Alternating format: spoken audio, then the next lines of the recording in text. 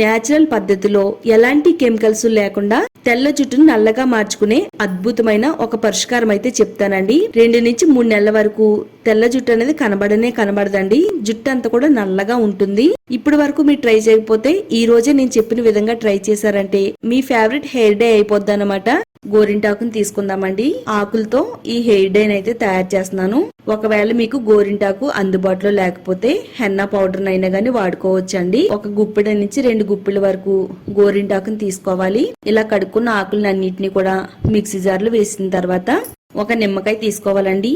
నేను ఇక్కడ పూర్తిగా ఈ నిమ్మకాయనైతే ఇందులో పిండేస్తున్నాను. దీంట్లో కొద్దిగా మనం డికాక్షన్ వేసుకుందామండి.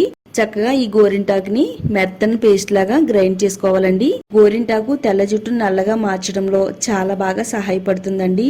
జుట్టుకి రంగును మెరుపుని ఇవ్వడంలో సహాయపడుతుంది. ఈ విధంగా హెన్నా ప్యాక్ ని అప్లై చేసేసుకుని 1 గంటన్నర వరకు మన తలపైన ఉంచాలండి. గంటన్నర తర్వాత ప్లెయిన్ వాటర్ తో శుభ్రంగా నీట్ గా మన తలనంతా కూడా కడిగేసుకోవాలండి. హెన్నా ప్యాక్ రిమూవ్ చేసిన తర్వాత ఇండిగో ప్యాక్ ని వేసుకోవాలండి.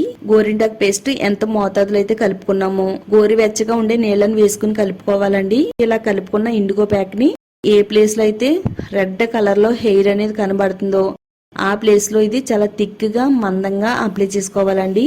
ఇది వాడడం వల్ల ఎక్కువ నెలలు మన తలపైన కలర్ అనేది నిలిచి ఉంటుందండి. 2 అవర్స్ తర్వాత ప్లెయిన్ వాటర్ తో శుభ్రంగా నీట్ గా కడిగేసుకోవాలి.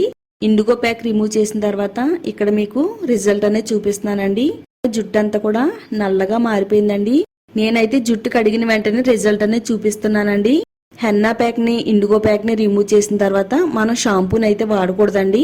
ఓన్లీ ప్లెయిన్ వాటర్ తో మాత్రమే మనం తలస్నానం చేయాలి. నెక్స్ట్ డే మనం షాంపూతో తలస్నానం చేయాలండి.